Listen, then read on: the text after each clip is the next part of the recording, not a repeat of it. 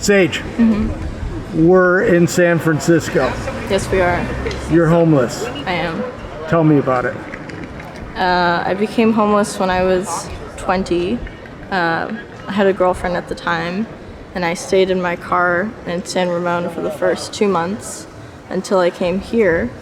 And I've been accessing Larkin Street Youth Services for those 2.5 years. I've been to rehab 3 times. I worked in high school. I went to college, but it just didn't work out for me. And I'm here sort of reorienting myself at age 23, which to me is like the big year, you know? Like I had my lucky 22, and now I'm sort of growing into an adult, you know? I'm still going through puberty, prefrontal cortex still not there all the way, but I do what I can, you know? I spread the wealth and accept things, which is a new skill because I was very self-sufficient growing up. But yeah, I've lived all over the Bay Area. I'm originally from Alameda County. I was born in Berkeley. And But you're homeless. You're 23, living outside for a couple years. Yeah. I mean, you even knew the date of when you ended up on the streets. because, you know, Valentine's Day was 2 days beforehand, Oh my gosh. you know. What was your first night homeless like?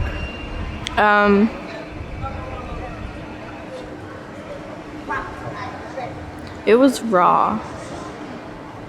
Like, everything seemed like it was seen through clear water, you know? Like,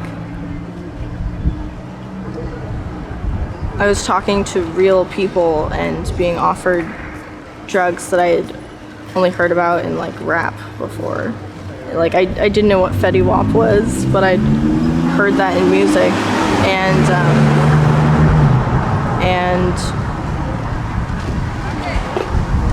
I remember finding the spot down in the Tenderloin that people just welcomed me to, and it was really different than wandering around and being cold and wondering where I'm gonna get clothes or food or the next time I can talk to my friends or my family. It must have been lonely. Yeah. Now, you were saying you dropped out of college and finances just didn't work out, and that's how you ended up homeless. Yeah. Yeah. Oh my gosh. Now, were you doing drugs before homelessness? I didn't even start smoking pot until I was 17. And even then only on like summer break and winter break. No, I didn't even start smoking cigarettes until I came here, until 2018, you know? Life on the streets is hard, and drugs help you escape. Yes. It's also kind of when in Rome. There's a lot of drugs out here in mental illness. But you're a young girl. I mean, you have probably seen things that most of us should never see and experience. How do you survive?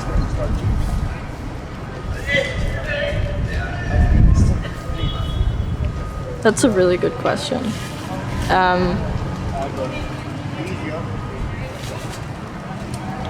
Through the animals, actually. Through the animals, you're going to have to explain that.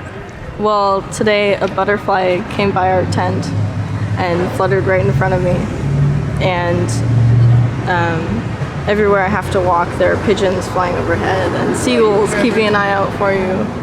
And, you know, even when people are yelling and screaming or running away or, you know, whatever craziness is going on, like, there's a dog or someone with a cat. And it's So like, what? you're spiritual and you have a good imagination. Yeah, yeah. Now, how do you survive for food and everything else? I rely on food stamps, on EBT. Yeah. Yeah, and I'm really thankful for that. And you said you've tried to work. Yeah, but it's hard to do when your phones are always being lost or stolen or broken, and when you don't have the money to upkeep that phone bill or steady place to shower or fresh clothes, Yeah. And especially with things like COVID going on, the normal services are adjusted or closed. Now, how has COVID changed homelessness for you? Sorry, I smoked a little bit of pot before you came by. Well, pretty much everybody smokes pot anymore. Yeah. I'd say that it's helped people to come together. People are looking out like, hey, do you have fresh masks? Do you need hand sanitizer? I think people are understanding the necessity of getting outside more and being more conscious of how little space we have to share. Like taking turns and I don't know how to explain it, but just, our body language and what we need and how we express our pains. I went to school for psychology, so I'm all about trying to understand. I took classes in child development and cultural anthropology and sociology, and it's all just about what works or what doesn't. And right now, homelessness doesn't work. But we're making it happen. It's just a different lifestyle. You're obviously educated. What's the future like? I mean, you can't stay out here forever. Right. The plan is to go back to school hopefully by next year. Hopefully. I was shooting for this year, but again, COVID had everything very complicated, what with sick leave. And staff people having to attend to other matters. But the next step for me is to become a scientist. I hope to work for Genentech. You hope sorry, a car was going by. I want to be a scientist. I want to work for Genentech. Oh my gosh. Well, you should do it, but you got to get off the streets. Right. Girl, Thank you. You've got to get off the streets. Thank you. Now, you're saying that you might go into housing soon? Mm-hmm. Yeah. I have a case manager that is working on getting me into a 3-year program where I pay into the rent that I get back once I move out. To help you reestablish. Yes, exactly. Because you've been out here for a while. It's going to take you a little bit. Mm-hmm. Precisely. Oh my gosh. Do you get scared out here? Yeah. I mean, that's kind of a strange question because I know it must be scary out here for a young girl like you. Yeah. Sometimes people get violent or people OD and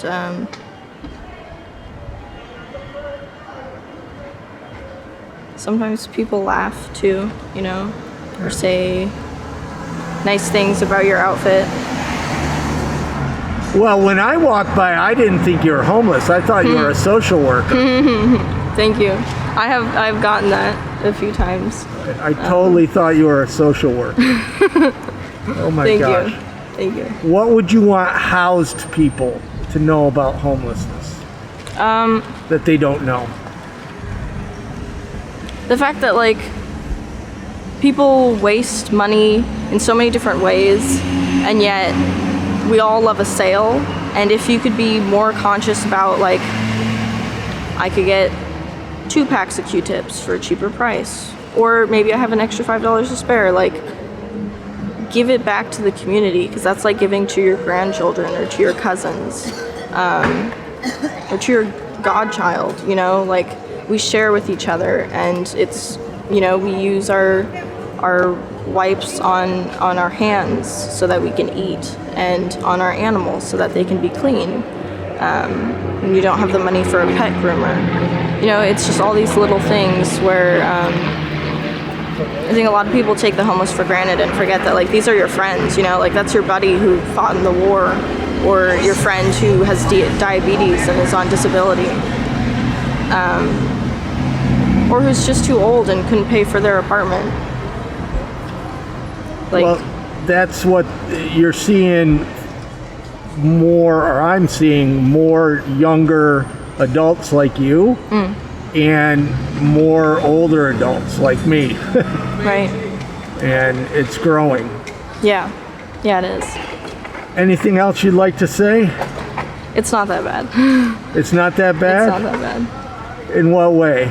In the way that life goes on and people like you stop by and offer help and enrichment, and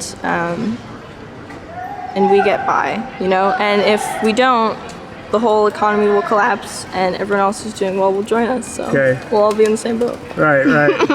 It's not that bad. Like, so until COVID in the sanctioned tent camp, you probably didn't have bathrooms and showers. I mean, Larkin Street Youth Services provides breakfast, lunch, bathrooms, laundry, and showers some days. But that's only up until the age of 24. Once you hit 25, you're out of it. Right. So a lot of kids get sort of thrown back onto the streets again because the resources and the community that comes with that doesn't follow them into adulthood. It's all about funding, and Larkin Street is a great place. Yeah. One of my favorite organizations here. Cool. But I was homeless 7 years. Oh wow. And it was hell. So are you saying it's not that bad as kind of a front? Because partially, but partially I am female and attractive, and people take care of you. Yes. So at least I have you're privilege. Honest. I have privilege. You have privilege. That's Oh my gosh. Well, it was an honor to meet you. If you had 3 wishes, what would they be? Adequate rainfall every year. More things recycled. And we need the butterflies to come back. Interesting wishes. You're definitely Californian. Yeah. Well, thank you very much for talking to me. Of course. Thank you.